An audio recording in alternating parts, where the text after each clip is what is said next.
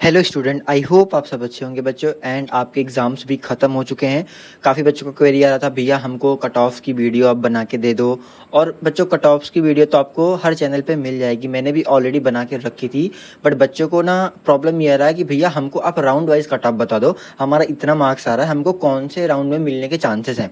और काफ़ी बच्चों को ये डाउट है कि भैया मैं जनरल से हूँ और मेरे 90 से लेके 95 या 100 तक ही मार्क्स बन रहे हैं, तो क्या मेरे को कोई आइज़र मिल सकता है कि नहीं। सेम केस एससी वाले बच्चों के लिए हैं, जो स्पेशल कैटेगरी से बिलोंग करते हैं, सेम चीज़ उनके लिए भी है। वो भी मतलब काफ़ी क्लोज, जो बोलते हैं ना, काफ़ी क्लोज बाउंड्री के हैं, तो उनका भी मतलब ऐसा सिक्योरिटी नहीं है कि कॉलेज मिलेगा कि नहीं। इन सब के ऊपर मैं अच्छे से इस वीडियो में डिटेल में बात करूंगा, ठीक है बच्चों। तो चलिए शुरू करते हैं, वन बाय वन हम हर एक पॉइंट को डिस्कस करेंगे, ठीक है बच्चों। ओके बच्चों, तो हम सबसे पहला पॉइंट जो देखते हैं, आपका जो एग्ज़ाम हुआ उसका ओवरऑल लेवल कैसा था। मतलब आपका जो एग्ज़ाम है वो इजी टू मॉडरेट था या मॉडरेट टू डिफ़िकल्ट था, हम उसको देखना पड़ेगा हमको। बच्चों, मैंने टेलीग्राम पे काफ़ी बच्चों से डिस्कस किया और जो यूट्यूब सेक्शन में मेरे कमेंट आया, मैंने काफ़ी बच्चों से इंटरेक्ट किया, ठीक है। तो वहाँ से मेरे को ये पता लगा और मैं खुद भी पेपर देखा, तो जहाँ तक मेरे अकॉर्डिंग, जहाँ मुझे लगता है, फिजिक्स का पेपर ईजी टू मॉडरेट था, केमिस्ट्री का भी जो पेपर था ईजी टू मॉडरेट था बच्चों, मैथमेटिक भी ईजी टू मॉडरेट था, बट थोड़ा मोड़ा कैलकुलेटिव मान सकते हो, बहुत ज़्यादा नहीं था। और बच्चों, बायोलॉजी तो ईजी ही थी, ठीक है। बायोलॉजी ईजी ही होती है और बायोलॉजी ईजी भी थी। आई होप ये चीज़ आप भी समझ रहे होगे, बायोलॉजी टफ नहीं थी, बायोलॉजी ईजी ही थी, ठीक है बच्चों। तो ओवरऑल जो आपका लेवल था एग्जाम का, वो बच्चों इजी टू मॉडरेट था, नॉट वेरी डिफिकल्ट। डिफिकल्ट नहीं था, इजी टू मॉडरेट था। तो पहला पॉइंट तो ये हो गया। अब हम सेकंड पॉइंट पे बात करते हैं। हाँ बच्चों, तो अभी हम नेक्स्ट पॉइंट डिस्कस करेंगे, हाउ वॉज क्राउड। मतलब जब आप एग्जाम देने सेंटर पे गए तो क्या वहाँ पे क्राउड था, क्राउड या बिल्कुल नहीं था। जैसे जनरली क्या होता था, जब आईआईटी का एग्जाम अभी 24 से पहले, इवन 23 में भी जब हुआ था बच्चों, तो सेंटर पे ना आप ऐसा मान सकते हो कि 40 to 45% जो सीट्स होती थी ना, वो खाली पड़ी होती थी, सिस्टम खाली पड़े होते थे, बच्चे आते ही नहीं थे एग्जाम में। तो क्या आपको ऐसा देखने को मिला, आप जब अपने सेंटर पे गए तो आपका जो हॉल था, क्या वहाँ पे काफ़ी सारी सीट्स खाली पड़ी थी या पूरा फिल था। आपको बताना है, अपने सेंटर का नाम मेंशन करना है कि आपका ये सेंटर था, और आपको बताना है क्या वहाँ पे क्राउडेड था कि नहीं था। उसी से हमें पता चलेगा कि कितने बच्चे ने एग्जाम दिया है, अटेम्प्ट किया है कि नहीं किया है, ठीक है। तो ये काफ़ी इंपॉर्टेंट है बच्चों, आपको ये बताना पड़ेगा, ठीक है। आप कॉमेंट सेक्शन में ये बताओ जरूर, ठीक है। ओके बच्चों, तो अभी हम बात करने वाले हैं आईआईटी का रैंक वर्सेस कॉलेज, आपको कौन सा आइजर मिल सकता है। ये ऑलरेडी मैंने आपको बताया था, तो वही है, डेटा चेंज नहीं है। इसमें मैं एक इंपॉर्टेंट पॉइंट अभी ऐड करना चाहता हूँ, आप सुन लो। काफ़ी बच्चों का ये क्वेरी था, भैया आईआईटी 24 का कितने राउंड ऑफ काउंसलिंग पॉसिबल है। पहले मेरी बात सुन लो बच्चों, जब तक आपकी सारी सीट्स फिल नहीं हो जाती तब तक काउंसलिंग होगा।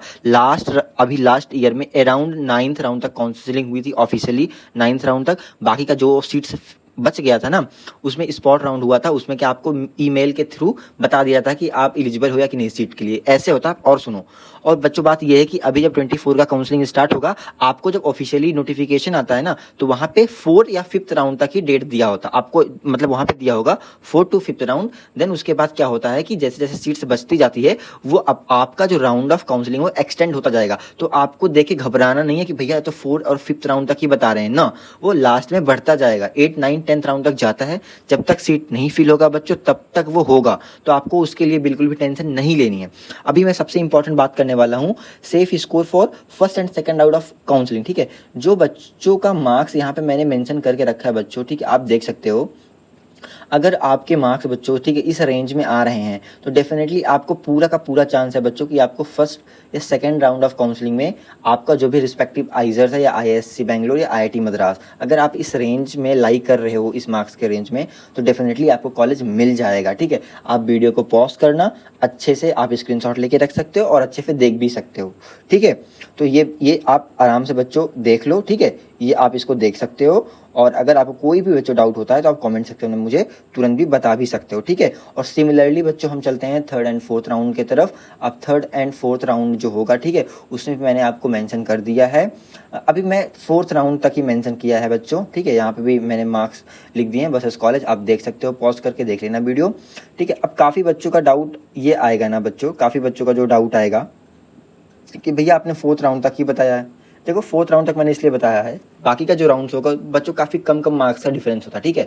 तो काफ़ी कम कम मार्क्स का डिफरेंस होता है, तो अभी उतना मैं मतलब होता नहीं क्लियरली अभी नहीं बता सकता, बिकॉज ये एक्सपेक्टेड ही है। तो मैंने उसके हिसाब से ही थोड़ा सा रिसर्च करके बनाया इसको, ताकि बस आप लोग को एक जनरल आइडिया मिल जाए, ठीक है। क्योंकि काफ़ी बच्चे मतलब वो होता नहीं कि अभी मार्क्स वो मैच किए हैं आंसर की से, तो उनको जानना ही जानना है कि भैया अभी क्या होगा हमको बता दो। तो स्पेशली मैंने उनके लिए ये प्रिपेयर किया हुआ है। तो 3rd एंड 4th राउंड आप देख लेना बच्चों के। उसके बाद हम अब बच्चों ये देख लो नेक्स्ट आपको जो मैंने यहाँ पे मार्क्स मेंशन किए हैं वर्सेस कॉलेज।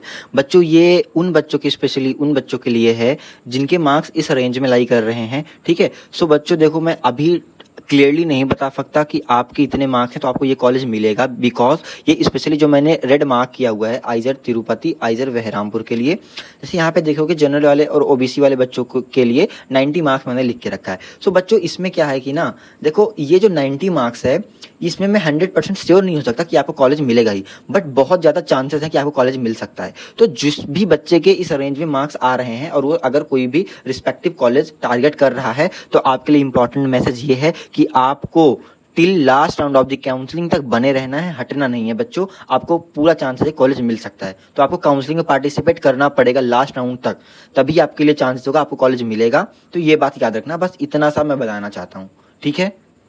सो बच्चों ये जो आप देख रहे हो मार्क्स ना, और ये आपको जो कॉलेज दिख रहा है ठीक है साइड में, बच्चों इसका बेसिक सा मतलब ये है, ये चार्ट मैंने इसलिए प्रिपेयर किया है कि अगर आपके इतने मार्क्स हैं, मतलब ये मिनिमम मार्क्स हैं, ये मिनिमम आपको इतना मार्क्स तो चाहिए ही उस कॉलेज के लिए। अगर आपके इतने मार्क्स हैं तो आपके मतलब चांसेस बनते हैं कि आपको ये जो आपको कॉलेज, ये डिजायर कॉलेज ये मिल सकता है, बट आपको last round of the counselling तक वेट करना पड़ेगा। एक बात याद रखना, मेरी पॉसिबिलिटी नहीं भी मिल सकता, मतलब मिनिमम तो इतना चाहिए ही। अगर आपके इतने मार्क्स हैं तो बस आप ये समझो कि आपकी पॉसिबिलिटी है मिलने की, तो आपको लास्ट राउंड तक बनना पड़ेगा, काउंसलिंग में बैठना पड़ेगा, ये बात याद रखना, ठीक है। सो मिनिमम ये मार्क्स है, अगर आपके इतने रेंज में आप लाई कर रहे हो तो डेफिनेटली आपके चांसेस बन रहे हैं, बस इतना सा समझो, ठीक है। एक इंपॉर्टेंट मैसेज है सारे बच्चों के लिए, और स्पेशली जो बच्चे जेई एंड नीट वाले हैं, ठीक है। आपको भी बच्चे जो भी वीडियो देख रहे हो, ट्राई करो कि ये वीडियो अपने दोस्तों के पास शेयर करो जो भी आइजर का एग्जाम दिया जिन बच्चों ने। स्टूडेंट्स अगर आप जेई एंड नीट के स्पेशली हो, ठीक है, सो आपने बच्चों मान लो आइजर को एज अ सेकेंड प्रेफरेंस रखा था कि अगर मेरा फिर जेई या नीट अच्छा नहीं गया देन मैं आइजर का एग्जाम दूंगा, और आपने दिया, इवेंचुअली मान लो आपका आइजर का एग्जाम अच्छा गया।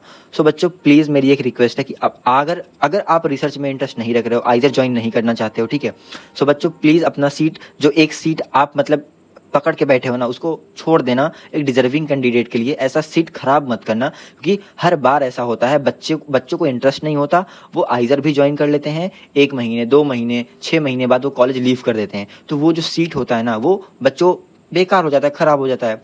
सो ऐसा आप मत करना प्लीज़, ठीक है। अगर आप रिसर्च में इंटरेस्ट नहीं रख रहे हो तो सबसे बढ़िया है आप सीट लीव कर देना, सीट छोड़ देना, ताकि वो सीट किसी एक डिजर्विंग कैंडिडेट को मिल जाए जो कि रिसर्च में इंटरेस्ट रखता हो बच्चों।